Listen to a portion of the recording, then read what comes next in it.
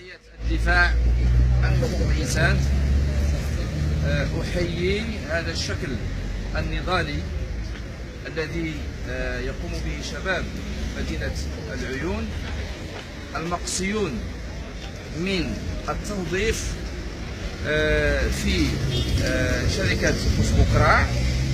بناء على الخطاب الملكي الذي وعد بتوظيف 500 منصب شغل في هذه المؤسسة. أحييهم ونقول لهم بأننا سنقف إلى جانبهم بكل ما أوتينا من إمكانيات حقوقية، فنحن مستعدون بأن ندعمكم عن طريق فرعنا الموجود بمدينة العيون وتمكينكم من جميع اللوجستيك الموجود عندنا، كما أننا هنا في الرباط ندعمكم كذلك بجميع الوسائل، ولدينا فرع هنا كذلك سوف يتخذ مجموعة من الإجراءات الداعمة، إلا أننا لا نتوفر حاليا على فرع على مقر غير مطابقة لشروط التوظيف المعلنة،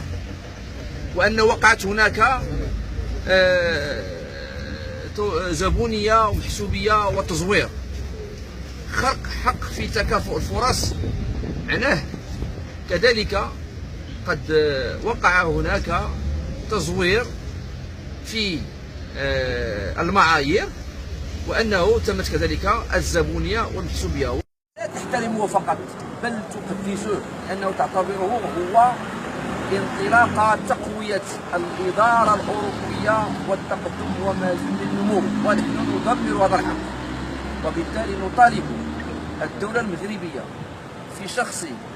وزارة الداخلية، في شخص رئاسة الحكومة، على أن كذلك الدول الملكية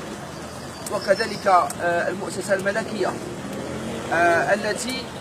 سبق وأن التزمت الحقيقة وأن تراقب هذه المؤسسات، في مدى تطبيقها لمبادئ حقوق الإنسان المنصوص عليه في الدستور، باعتبار أن الملك هو ضامن الحريات وضامن الحقوق.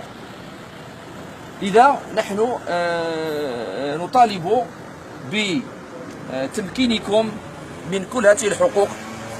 وعلى رأسها الحق في الشغل، وتمكين 500 إطار من العمل في مؤسسات فوسبوكرا، وأن تطلع الإدارة، وإذا كانت هذه الإدارة قد شغلت 500 إطار وفق المعايير، أن تبين هذه المعلومات للجنتكم التمثيلية، وأن تطلع كذلك كل الهيئات الحقوقية التي تطالب بهذه المعلومات، وإلا تكون الدولة المغربية قد خرقت التزاماتها أمام المنظمة الدولي لحقوق الإنسان، وخرقت التزاماتها في دستورها. وكذلك كما قال زميلي الأستاذ الهيني، أن تقدم على حوار مسؤول وجاد، وأن تطلع الجميع على كل التفاصيل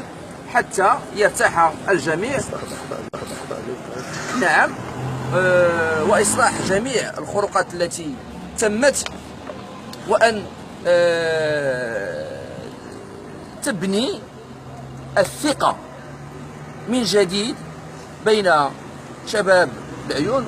وشباب الصحراء وشباب الأقاليم الجنوبية مع الدولة، حتى لا تزج بالعديد منهم إلى التشدد واليأس والقنوط وإلى آخره من المشاكل التي تحصل في أقاليمنا الجنوبية. ونحييكم من جديد ونقول لكم نحن ندعمكم ومعكم إلى النهاية.